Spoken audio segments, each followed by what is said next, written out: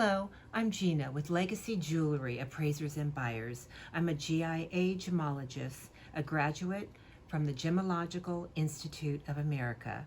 This week, my clients came in, two sisters, and they have their mother who is in their 90s, that they are looking for advice on her estate.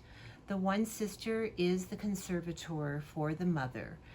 The problem is that the mother has been taking care of her granddaughter. The granddaughter is the daughter of the third sister, who has had an unfortunate bout with drugs in her life and is estranged from the other family members.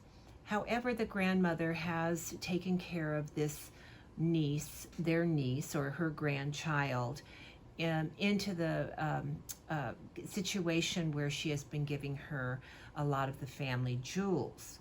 Now, the family sisters are coming together, and we had a consultation as far as the remaining items that were still left in the household.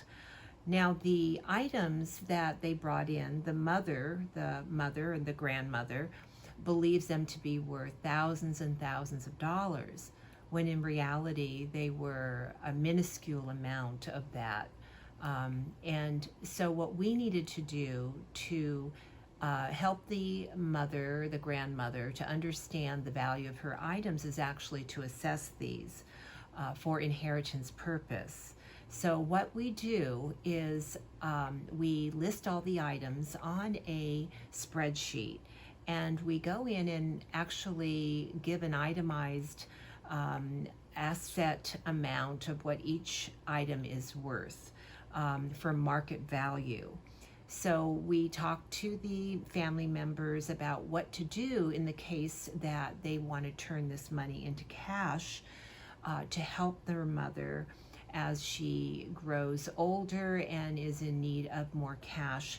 How do they cash out from these 16 or 20 items, equate that market value into actual dollars? There are three different ways that you can look at this inheritance value. Number one is you could end up with a sliding scale as low as a third of that amount that's listed. So if you were to look at the item and say this is an item that's going to be scrapped, for instance, the sliding scale is going to diminish, of course, to the lower end of the value.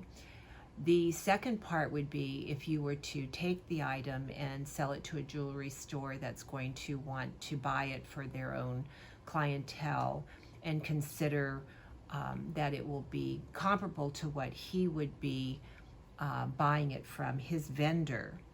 And the third would be if the jewelry store would pay more than scrap but less than what he would purchase it from his vendor. So this will give you an idea how you have to look at the inheritance value that you can discuss with your family, so that you have better choices that you can make moving forward.